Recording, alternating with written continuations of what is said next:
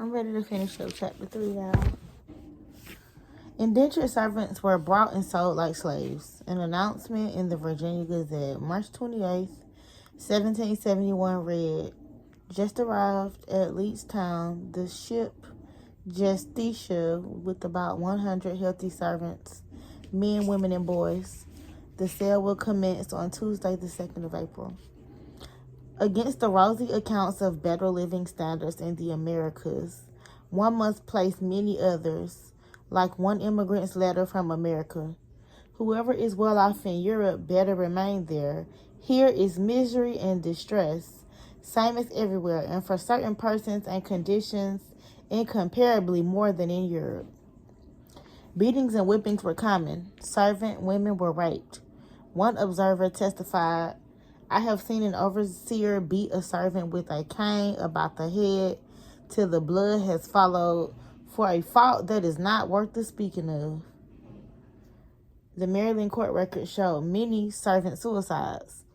In 1671, Governor Berkeley of Virginia reported that in previous years, 4 or 5 servants died of disease after their arrival. Many were poor children gathered up by the hundreds on the streets of English cities and sent to Virginia to work. The master tried to control completely the sexual lives of the servants. It was in his economic interest to keep women servants from marrying or from having sexual relations because childbearing would interfere with work. Benjamin Franklin, writing as Poor Richard in 1736, gave advice to his readers. Let thy maidservant be faithful, strong, and homely. Servants could not marry without permission.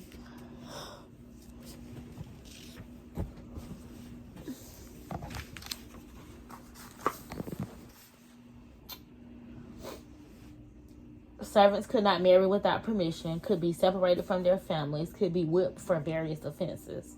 Pennsylvania law in the 17th century said that marriage of servants without the consent of the master shall be proceeded against as for adultery or fornication, and children to be reputed as bastards. Although colonial laws existed to stop excesses against servants, they were not very well enforced. We learn from Richard Morris's comprehensive study of early court records in government and labor in early America. Servants did not participate in juries, masters did. And being propertyless, servants did not vote. In 1666, a New England court accused a couple of the death of a servant after the mistress had cut off the servant's toes. The jury voted acquittal. In Virginia in the 1600s, a master was convicted of raping 2 women servants. He also was known to beat his own wife and children. He had whipped and chained another servant until he died. The master was berated by the court, but specifically cleared on the rape charge, despite overwhelming evidence. Sometimes servants organized rebellions, but one did not find on the mainland the kind of large-scale conspiracies of servants that existed. For instance, on Barbados in the West Indies, Abbott Smith suggests this was because there was more chance of success on the small island. However, in York County, Virginia in 1661, a servant named Isaac Friend proposed to another, after much dissatisfaction with the food, that they get a matter of 40 of them together and get guns, and he would be the first and lead them and cry as they went along, who would be for liberty and free from bondage, and that there would enough come to them, and they would go through the country and kill those that made any opposition, and that they would either be free or die for it. Period. The scheme was never carried out, but 2 years later, in Gloucester County, servants again planned a general uprising. One of them gave the plot away, and 4 were executed. The informer was given his freedom and 5,000 pounds of tobacco. Despite the rarity of servants' rebellions, the threat was always there, and masters were fearful. Finding their situation intolerable and rebellion impractical in an increasingly organized society, servants reacted in individual ways. The files of the county courts in New England showed that one servant struck at his master with a pitchfork. An apprentice servant was accused of laying violent hands upon his master and throwing him down twice and fetching blood of him, threatening to break his neck, running at his face with a chair. One maid servant was brought into court for being bad, unruly, sullen, careless, destructive, and disobedient. After the participation of servants in Bacon's rebellion, the Virginia legislature passed laws to punish servants who rebelled.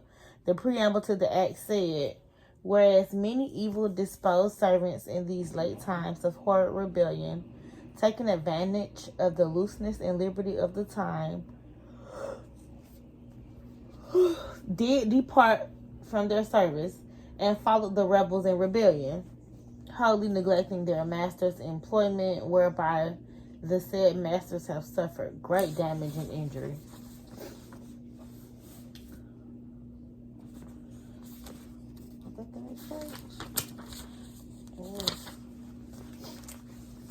Two companies of English soldiers remained in Virginia to guard against future trouble, and their presence was defended in a report to the Lords of Trade and Plantation, saying, Virginia is at present poor and more populous than ever.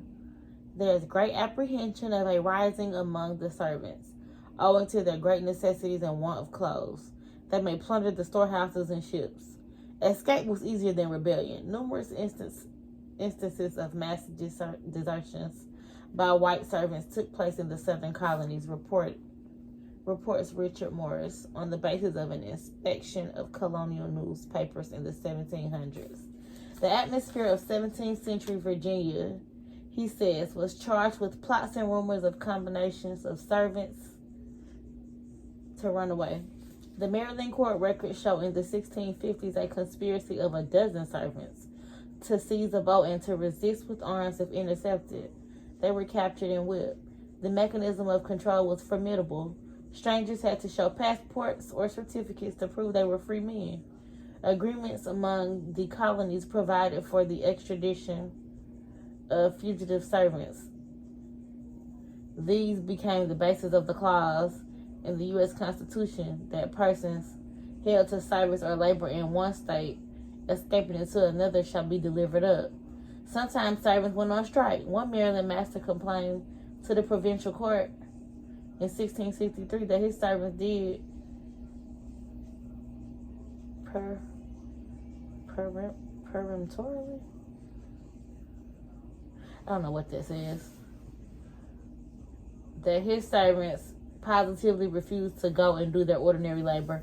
The servants responded that they were fed only beans and bread, and they were so weak, we are not able to perform the employments he puts us upon. They were given 30 lashes by the court. More than half the colonists who came to the North American shores in the colonial period came as servants. They were mostly English in the 17th century, Irish and German in the 18th century. More and more slaves replaced them as they ran away to freedom or finished their time. But as late as 1755, white servants made up 10% of the population of Maryland. What happened to these servants after they became free? There are cheerful accounts in which they rise to prosperity, becoming landowners and important figures. But Abbott Smith, after a careful study, concludes that colonial society was not democratic and certainly not equalitarian.